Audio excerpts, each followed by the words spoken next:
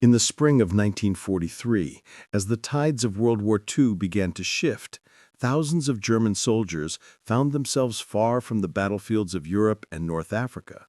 Their war abruptly ended, not by death, but by capture. These men, once proud members of the Wehrmacht, had fought in the deserts of Tunisia, the hills of Italy, or the steppes of Russia, driven by discipline, duty, and the relentless propaganda of the Third Reich. Now they were prisoners, herded onto Allied ships, their futures uncertain as they crossed the Atlantic to camps in the United States. They braced themselves for what they believed awaited them: harsh conditions, brutal interrogations, and the kind of retribution they'd been taught to expect from an enemy portrayed as ruthless and unforgiving.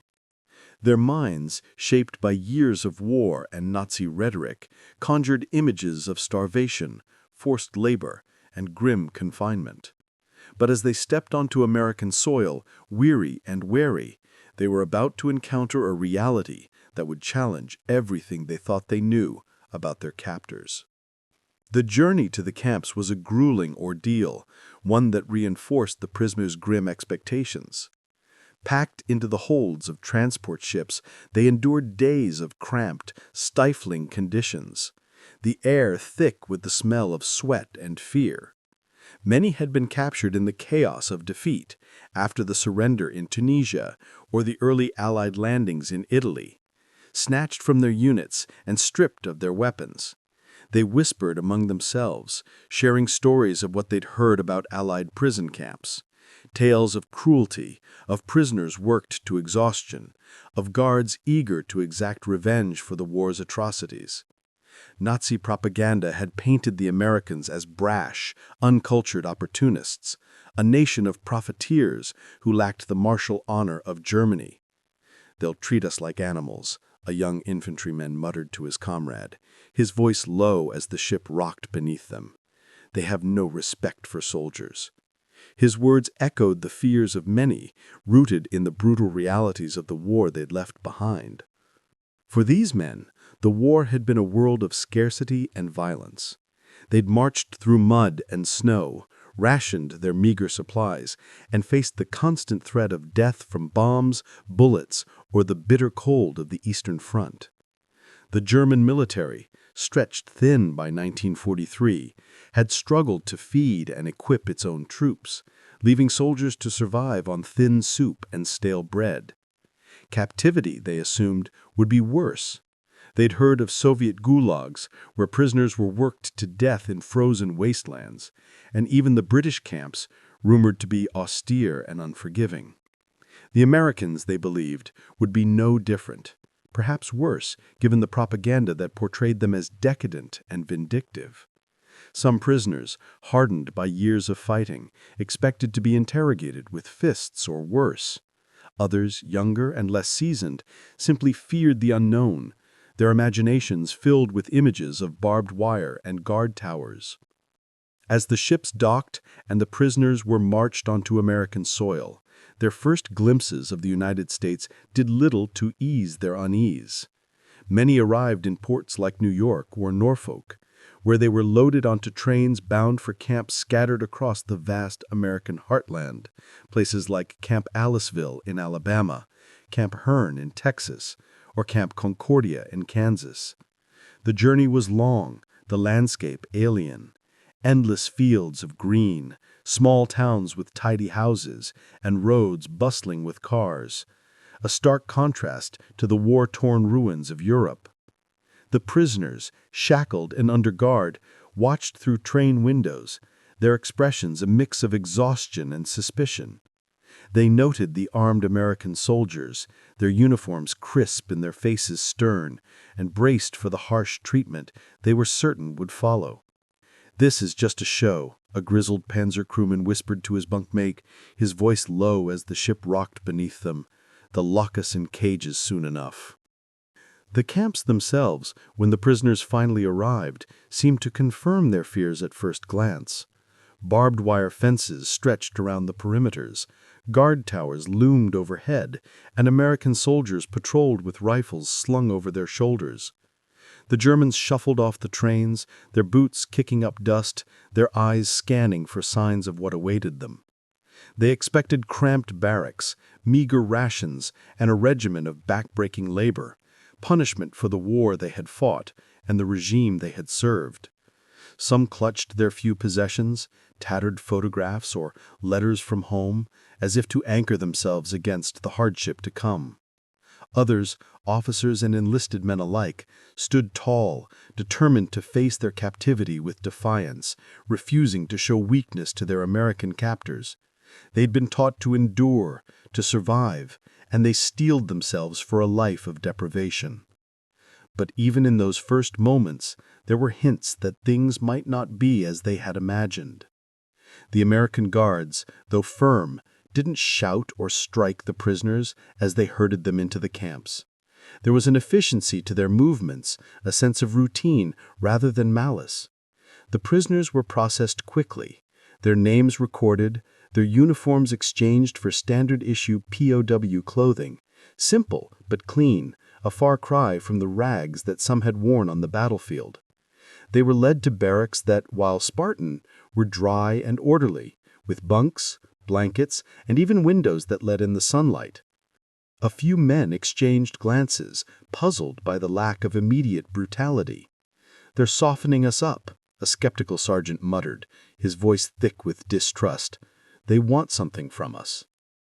The prisoners' expectations were shaped not just by propaganda, but by their own experiences of war's cruelty. They'd seen civilians bombed, cities reduced to rubble, and comrades left to die in the chaos of retreat. Many had fought on the Eastern Front, where the rules of war were often ignored, and prisoners on both sides faced unimaginable horrors. The idea that their captors might treat them with anything resembling fairness seemed absurd, a trick to lower their guard before the real punishment began. They'd heard stories of American soldiers, brash, loud, and quick to anger, and assumed their captivity would reflect that image. The thought of kindness, of hospitality, was unthinkable. They expected to be fed just enough to survive, to be worked until their bodies gave out, to be interrogated until they broke. Ice cream, Coca-Cola, the small comforts of a life untouched by war, these were fantasies from a world they no longer believed in. But as they settled into the camps, the first cracks in their expectations began to appear. The food, served in mess halls that smelled of fresh bread and hot coffee, was not the slop they had braced for. It was simple, beans, potatoes, meat, but plentiful, more than many had eaten in months. The guards, while strict, spoke in calm tones, some even attempting halting German phrases. The prisoners, still wary, watched every move, waiting for the moment the facade would drop. They didn't know yet that the America they had been taught to despise was about to surprise them, that the land of their enemy held not just barbed wire, but moments of unexpected humanity. The harsh conditions they had feared were nowhere to be seen, and in their place was something they could scarcely comprehend, a glimpse of a life that war had taught them to forget. In the weeks following their arrival at American prisoner of war camps in 1943, the German soldiers who had braced for cruelty and deprivation found themselves grappling with a reality that defied everything they had been taught to expect. These men, hardened by years of war, shaped by the propaganda of the Third Reich, and scarred by the relentless grind of battle, had prepared for a life of hunger, humiliation, and punishment. They had steeled themselves for cold barracks, meager rations, and the kind of brutal treatment they associated with captivity. Instead, they encountered something altogether different: humane treatment, hearty meals, and even small luxuries that seemed plucked from a dream.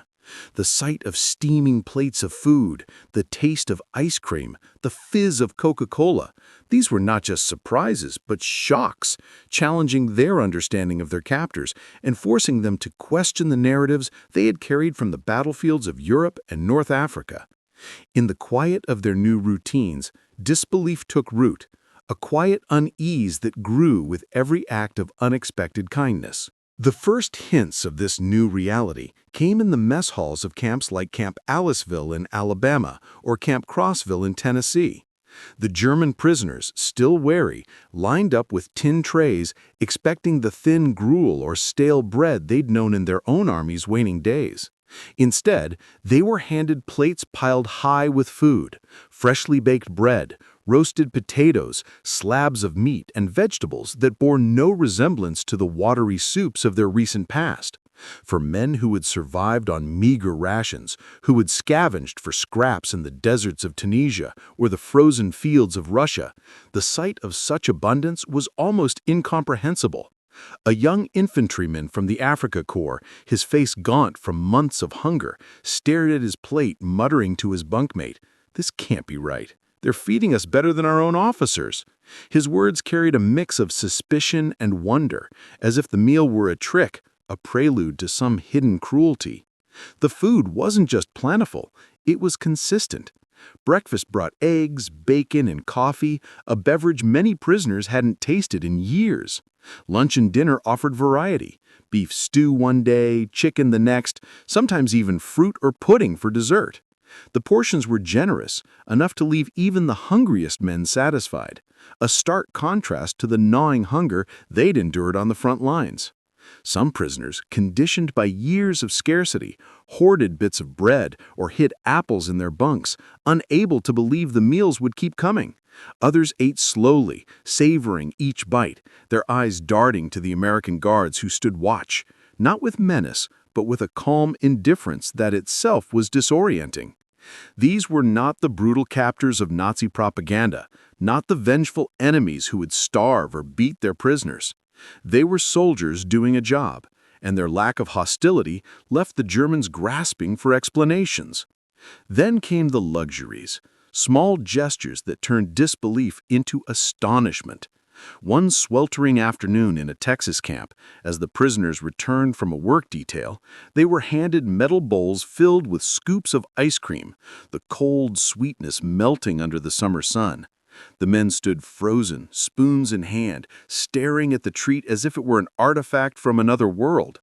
Ice cream was a distant memory for most, a relic of peacetime childhoods or rare moments of leave in cities long since bombed to rubble. A Luftwaffe pilot, captured after his plane was shot down over Sicily, took a tentative bite, then laughed, a sharp, incredulous sound. "Ice cream," he said, shaking his head. "They give us ice cream while our families eat sawdust." His laughter carried an edge of bitterness, but also a flicker of wonder, as if the simple act of eating dessert in captivity had cracked open some unspoken truth about their captors. Coca-Cola was another shock, its fizzy sweetness, a novelty that left the prisoners both delighted and confused.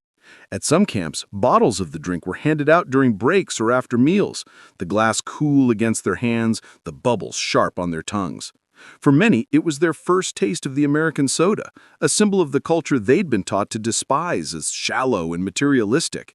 Yet there they were, sipping it under the watchful eyes of guards who seemed more bored than threatening.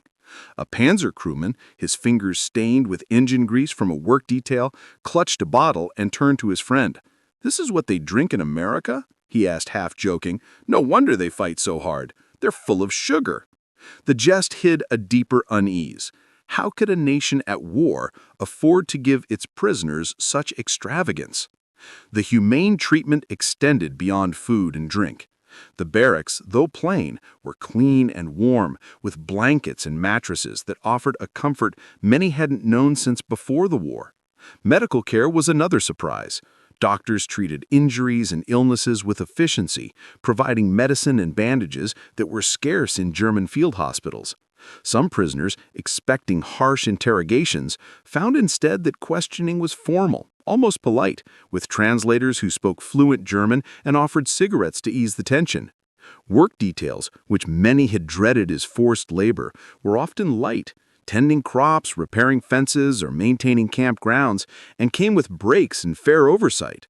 A former U-boat officer, assigned to pick fruit in a California camp, remarked to his comrades, "In Germany, we'd be digging trenches under fire. Here, they have us harvesting peaches."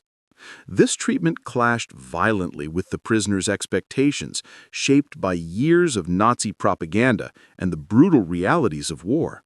They had been fed stories of American cruelty, of a nation that cared only for profit and power, its soldiers driven by vengeance.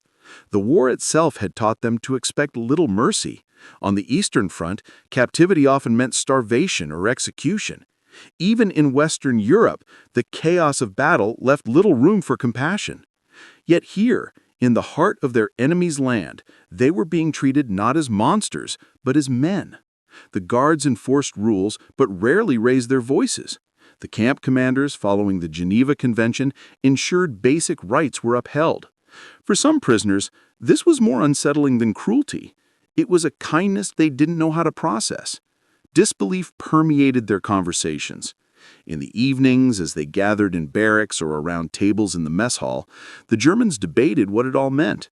Some saw it as a ploy, a way to soften them for interrogation or propaganda. A diehard sergeant insisted, his eyes narrowing as he watched an American guard laugh with a prisoner over a shared cigarette. Others weren't so sure. A young private, barely 19, who had spent his last months in Tunisia scavenging for food, wondered aloud if the Americans were simply showing off their wealth. "They have so much, they can afford to waste it on us," he said, his voice tinged with envy. A few, quietly, began to question the narratives they'd been fed, the stories of American barbarity that now seemed at odds with the reality before them. The small luxuries, ice cream, Coca-Cola, a warm bed, were more than just comforts. They were symbols of a world the prisoners had almost forgotten. They were reminders of peacetime, of normalcy, of a life beyond the mud and blood of war. For men who had seen cities burn, comrades fall, and hope dwindle, these gestures were disorienting, like stepping into a strange new country where the rules of war no longer applied. They didn't trust it, not yet, but they couldn't ignore it either. The Americans, it seemed, were not the enemy they had imagined. And as the days turned to weeks, the prisoners' disbelief began to give way to something else, a cautious curiosity about what this strange captivity might mean and what it revealed about the nation holding them captive. As the months of captivity stretched into 1943 and beyond, the German prisoners of war in American camps found themselves navigating a strange new world, one that bore little resemblance to the brutal confinement they had braced for. The initial shock of plentiful food, clean barracks, and small luxuries like ice cream and Coca-Cola had left them reeling, their disbelief a barrier between the life they'd known and the one they now lived. But time has a way of softening even the hardest edges, and as the days turned to seasons, these men, soldiers of the Wehrmacht, shaped by years of war and Nazi ideology, began to adapt. The American hospitality, so unexpected and so at odds with their wartime experiences, stirred a complex mix of emotions: gratitude for the kindness, guilt over their role in the war, and a quiet introspection that began to erode the certainties they'd carried from the battlefields. In the quiet routines of camp life, humanizing moments emerged, bridging the gap between captor and captive, and forcing the prisoners to see their enemy and themselves in a new light. Life in the camps settled into a rhythm that was, for many, almost disorientingly normal. The prisoners woke to the sound of reveille, ate their meals in orderly mess halls, and spent their days on work details that felt more like chores than punishment. They picked fruit in orchards, mended fences on sprawling farms, or tended to camp maintenance, tasks that carried none of the backbreaking misery they'd feared. The work was fair, often outdoors under wide American skies that seemed impossibly vast compared to the war-torn horizons of Europe. In places like Camp Hearn in Texas or Camp Concordia in Kansas, the prisoners found themselves surrounded by fields of corn or wheat, a landscape that reminded some of their own rural hometowns.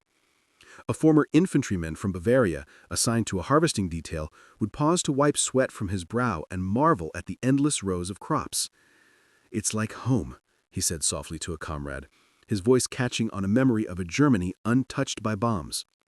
Such moments, fleeting but poignant, stirred a longing for peace they hadn't allowed themselves to feel in years. The cultural impact of their new environment was profound.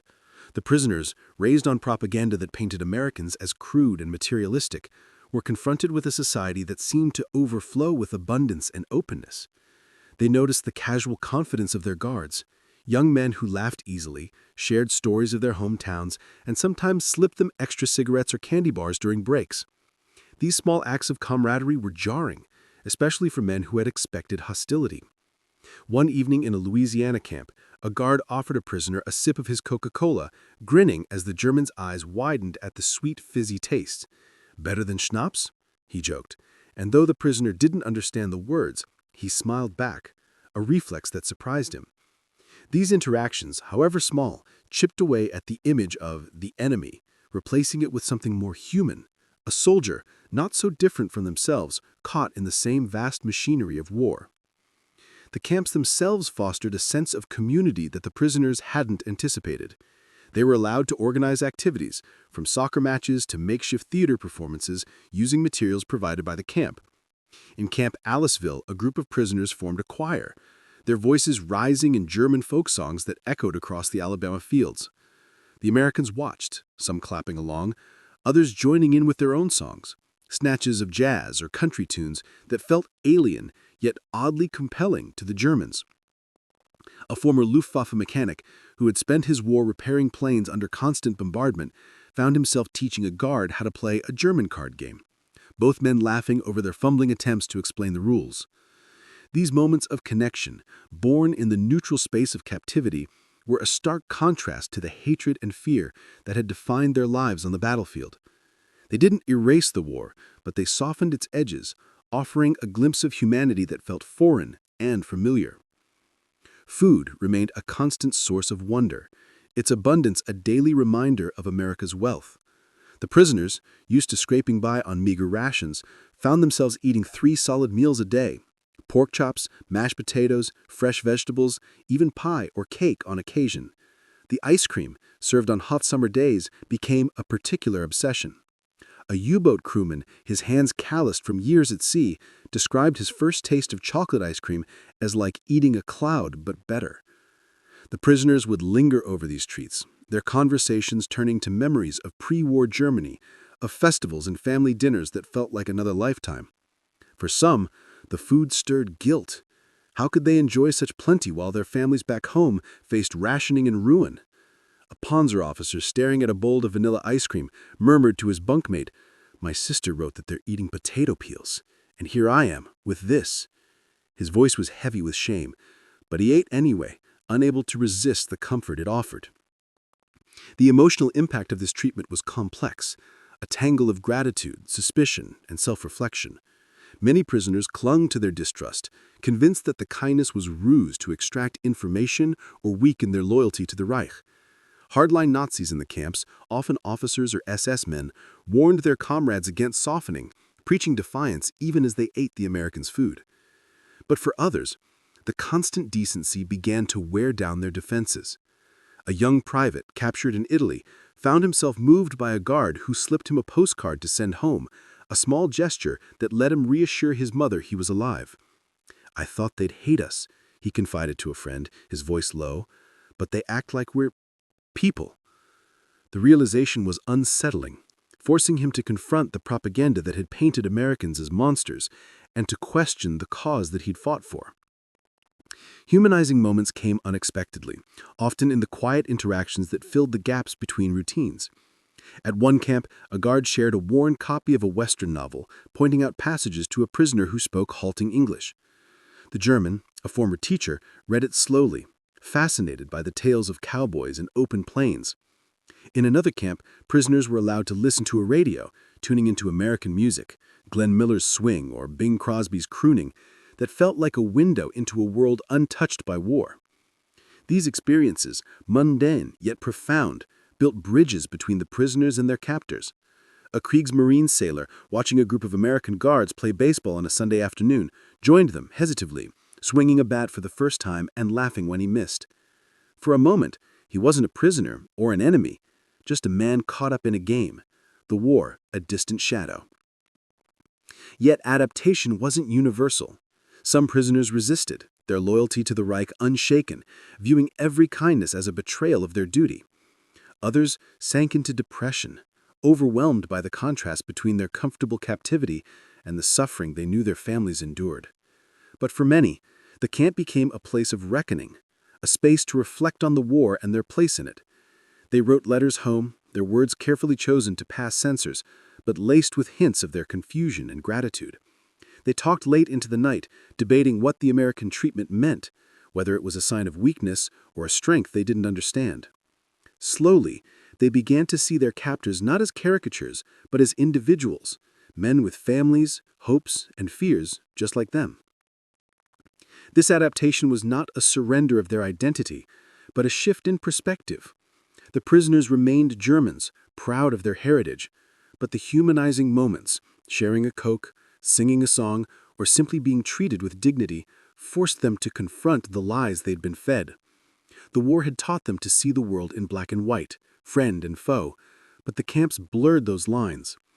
They were still prisoners, still bound by barbed wire, but they were also men rediscovering what it meant to be human, caught in a strange interlude where kindness was as disorienting as cruelty. As they adapted to this new reality, they carried with them a question that would linger long after the war. What did it mean to be treated so well by an enemy? And what did it say about the world they'd left behind? By 1944, the German prisoners of war in American camps had settled into a life that felt like a strange mirage, a pocket of stability amid the chaos of a world still tearing itself apart. The barbed wire and guard towers of camps like Camp Atterbury in Indiana or Camp Ruston in Louisiana were constant reminders of their captivity. Yet the humane treatment they received, hot meals, clean beds, and small luxuries like ice cream and Coca-Cola, stood in stark contrast to the war they'd left behind. These men, who had marched through the devastation of Europe, who had seen cities burn and comrades fall, were now confronted with kindness from an enemy they'd been taught to despise. This unexpected generosity stirred a storm of internal conflict, a clash between gratitude and guilt, loyalty and doubt, pride and shame. As they ate well, played soccer, and listened to American music, the prisoners found themselves wrestling with questions they hadn't dared to ask on the battlefield. What did this kindness mean? How could they accept it while their homeland suffered? And what did it say about the cause they'd fought for? The daily routines of camp life, so orderly and abundant, became a lens through which the prisoners viewed their own pasts. Every meal, piled high with beef, potatoes, and fresh bread, reminded them of the hunger they'd endured in the final months of their service, when German supply lines faltered and soldiers scavenged for scraps. The memory of ice cream on a sweltering afternoon or the cold fizz of Coca-Cola in their hands felt like a betrayal when they thought of their families back home, rationing meager portions under the shadow of Allied bombs. A former Panzer driver, sitting in a mess hall in Texas, stared at a slice of apple pie and whispered to his friend, "My mother hasn't seen sugar in 2 years. How can I eat this?" His voice was heavy with guilt, as if each bite widened the gulf between his comfortable captivity and the suffering of those he'd left behind. Yet he ate, driven by hunger and the human instinct to survive, even as his heart wrestled with the contradiction. This internal conflict was deepened by the contrast between the America they experienced and the one they'd been taught to expect. Nazi propaganda had painted the United States as a land of greed and barbarity, its people shallow, its soldiers cruel. But the prisoners saw something else. Guards who shared cigarettes, camp administrators who followed the Geneva Convention to the letter, and local civilians who sometimes waved from beyond the fences, curious rather than hostile. A young Luftwaffe mechanic, captured in North Africa, found himself fixated on a guard who spoke of his farm in Iowa, describing fields of corn that stretched to the horizon. The guard's casual openness, so different from the rigid discipline of the German military, left the prisoner unsettled. "He talks to me like I'm a person, not an enemy. Why?"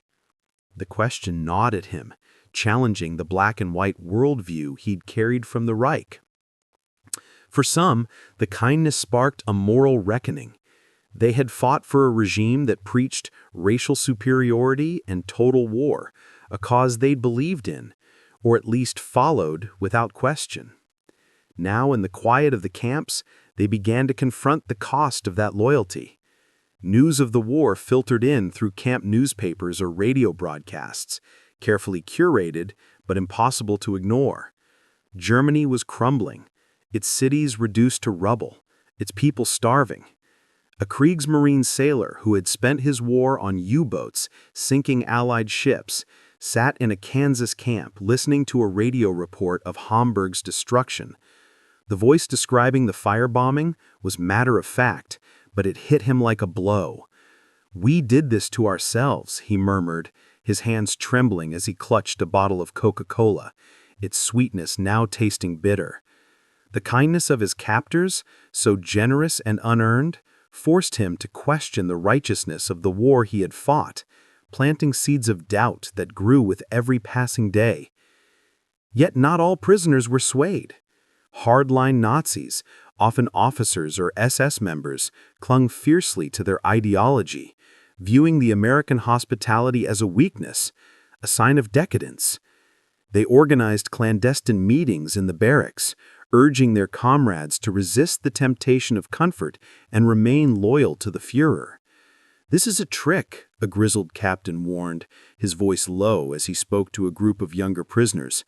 "They feed us to break us, to make us forget who we are." His words found traction among some, particularly those who felt the weight of their oath to Germany. But even these men couldn't fully escape the humanizing moments that crept into their days. A guard's smile, a shared joke, or the offer of a second helping at dinner, these small gestures chipped away at their resolve, creating cracks in the armor of their convictions. The cultural immersion added another layer to their conflict. The prisoners were exposed to American life in ways that fascinated and unnerved them. They watched Hollywood movies in camp theaters, films like Casablanca or Yankee Doodle Dandy, that painted a picture of a vibrant, confident nation. They listened to swing music on radios, the upbeat rhythms of Benny Goodman clashing with the somber marches they'd known in Germany. Some took English lessons offered by the camp, stumbling over unfamiliar words, while their instructors, often local volunteers, laughed good-naturedly at their accents. A former artilleryman, struggling to pronounce apple pie, found himself grinning despite his initial resistance, the absurdity of the moment breaking through his guarded demeanor. These encounters, light-hearted yet profound, forced the prisoners to see their captors as more than enemies. They were people, with lives, dreams, and quirks, not so different from themselves. The emotional toll of this kindness was complex. Gratitude was inevitable for many, but it came with strings. Accepting a guard's cigarette or savoring a scoop of ice cream felt like a small betrayal, a step away from the comrades still fighting or the families enduring hardship at home. A Wehrmacht corporal, who had lost a brother on the Eastern Front, wrote in a letter to his mother, carefully worded to pass censors, "They treat us well here, better than we deserve, but it makes me think of you. And I wonder if I'm wrong to be thankful." His words captured the heart of their struggle. How could they reconcile this comfort with the war's horrors? Some prisoners turned inward, spending hours in silence, their thoughts consumed by memories of fallen friends or the cause they'd sworn to uphold. Others found solace in small acts of defiance, refusing extra food, hiding their enjoyment of American music, clinging to their identity as soldiers of the Reich. But the humanizing moments were relentless, eroding even the staunchest resolve. A group of prisoners in a Nebraska camp, invited to a Christmas celebration in 1944, were stunned when local townspeople donated gifts. Books, socks, even homemade cookies. A former paratrooper, hardened by battles in Crete, held the tin of cookies and felt tears prick his eyes, thinking of his own family's holiday traditions. "They don't know what we've done," he said quietly to a friend, his voice thick with emotion, "and still they give us this." The gesture, so simple yet so profound, forced him to confront the humanity of his captors, and in doing so, his own. These moments weren't just about kindness, they were about connection, about seeing the enemy as human, and that realization carried a weight that was both liberating and crushing. As the war neared its end, the prisoners' reflections grew deeper. They heard of Germany's collapse, of cities reduced to ash, of the Reich's final desperate stand. The contrast between their own safety and their country's ruin was unbearable for some, a source of quiet hope for others. They began to ask what it meant to be treated so well by an enemy and what it said about the world they'd fought to create. The ice cream, the Coca-Cola, the small acts of decency, these were not just luxuries but challenges to their worldview, forcing them to grapple with the possibility that they had been wrong, not just about America, but about the war itself. In the stillness of their captivity, they reflected on their past, their future, and the strange, unexpected humanity that had met them in the land of their enemy. As the guns of World War II fell silent in May 1945, the German prisoners of war in American camps faced the end of their captivity with a mix of relief, uncertainty, and a lingering sense of dislocation. For nearly 2 years, these men, soldiers of the Wehrmacht, Luftwaffe, and Kriegsmarine, had lived in a world that defied their expectations, a place where barbed wire enclosed not cruelty but kindness, where meals were plentiful, and where ice cream and Coca-Cola were offered with a casual generosity that seemed impossible in the context of war. They had arrived expecting punishment, shaped by Nazi propaganda and the brutal realities of the battlefields they'd left behind. Instead, they found humane treatment that stirred gratitude, guilt, and profound reflection. As they prepared to return to a shattered Germany, the memory of their time in American camps lingered, not just as a personal experience, but as a seed that would grow into a broader legacy, one that influenced post-war reconciliation and reshaped perceptions of America in the eyes of its former enemies. The small acts of kindness they'd received would echo far beyond the camp gates, helping to build bridges in a world torn apart by hate. The return to Germany was a sobering journey for the prisoners. They left the orderly camps of Alabama, Texas, and Kansas, where life had been marked by routine and unexpected comforts, and stepped into a homeland reduced to rubble. Cities like Berlin, Hamburg, and Dresden lay in ruins, their streets choked with debris, their people gaunt from hunger and loss. The contrast was stark and painful. Many POWs, who had eaten well and slept in warm barracks, were struck by the devastation that greeted them. Families scavenging for food, homes destroyed, and a nation grappling with the consequences of its defeat. A former Panzer crewman, standing amidst the wreckage of his hometown in Bavaria, clutched a letter he'd written from Camp Herne, describing the taste of ice cream. "I didn't know how to tell them," he later wrote, referring to his family. "How could I speak of such things when they had nothing?" The memory of American hospitality, once a source of disbelief, now felt like a weight, a reminder of the divide between their captivity and the suffering of those they'd left behind. But it was this very contrast that began to shape their legacy. As the prisoners reintegrated into German society, they carried stories of their time in America. Stories that spread through conversations in rebuilding towns, in letters to relatives, and in quiet moments of reflection. They spoke of guards who treated them with respect, of meals that filled their bellies, of moments like sharing a Coca-Cola or playing a baseball game that made them feel human again. These stories, told by men who had fought for the Reich, carried a weight that no propaganda could match. A former Luftwaffe pilot, now working to clear rubble in Cologne, told his neighbors of a Christmas celebration in a Nebraska camp where locals had sent gifts of books and cookies. "They didn't hate us," he said, his voice tinged with wonder. "They saw us as men, not monsters." His words, simple but powerful, challenged the narrative of enmity that had fueled the war, planting seeds of understanding in a nation struggling to find its way forward. This personal testimony played a subtle but significant role in post-war reconciliation. Germany, divided and occupied, faced the daunting task of rebuilding not just its cities, but its relationships with the world.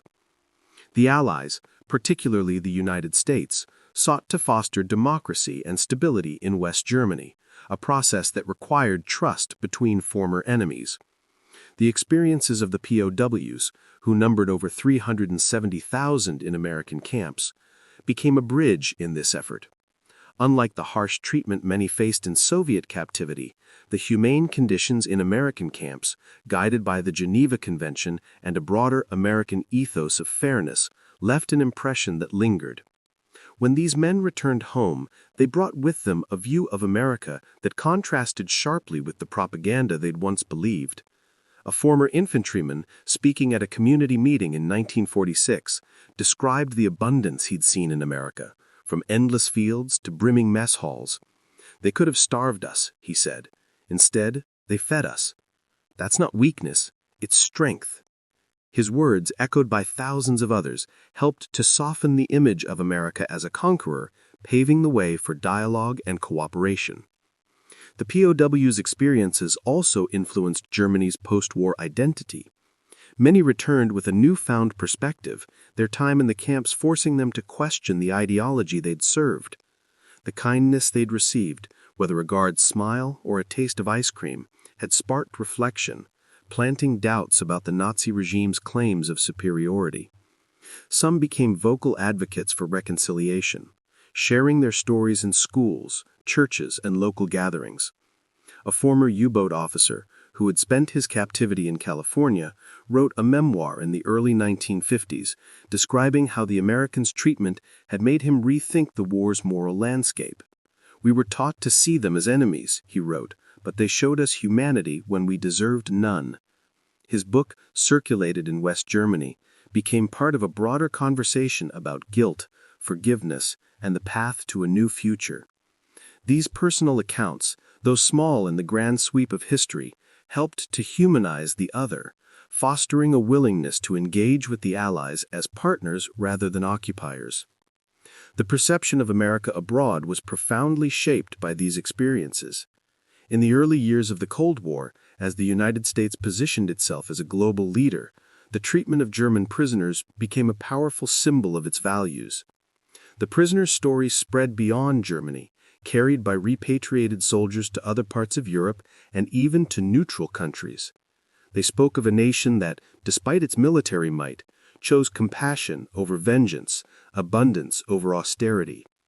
This image resonated in a world weary of war, helping to bolster America's reputation as a beacon of democracy and generosity. A Swedish journalist interviewing returned POWs in 1946 noted their surprise at the American way, not just the material wealth, but the openness and fairness they'd encountered. "They expected cruelty," he wrote, "but found something closer to friendship."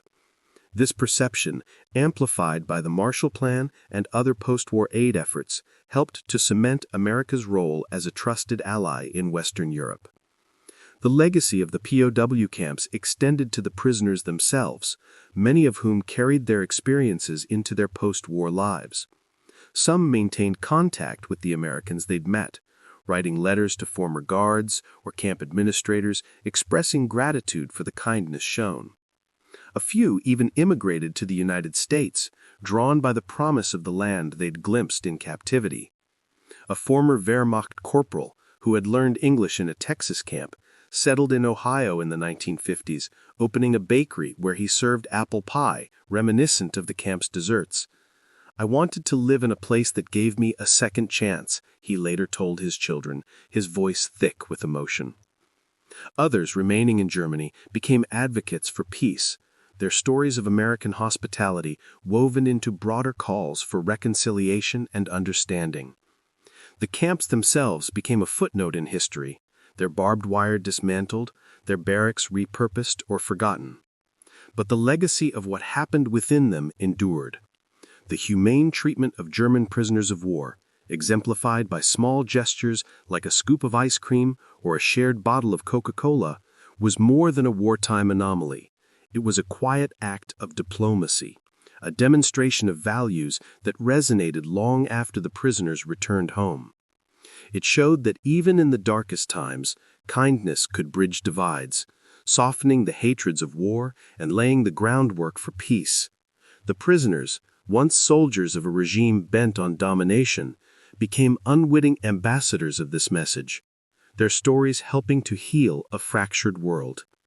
America's hospitality, so unexpected in the shadow of war, left a mark that shaped not just the men who experienced it, but the future of nations learning to trust again.